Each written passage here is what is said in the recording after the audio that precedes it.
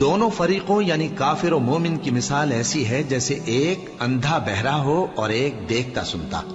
بھلا دونوں کا حال یکساں ہو سکتا ہے؟ پھر تم سوچتے کیوں نہیں؟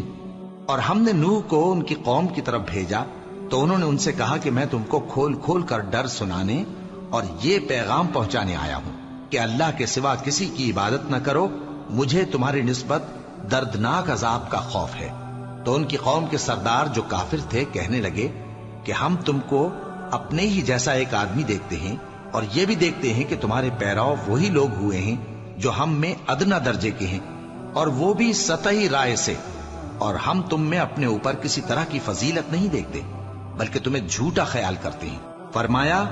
کہ اے قوم دیکھو تو، اگر میں اپنے پروردگار کی طرف سے دلیل روشن رکھتا ہوں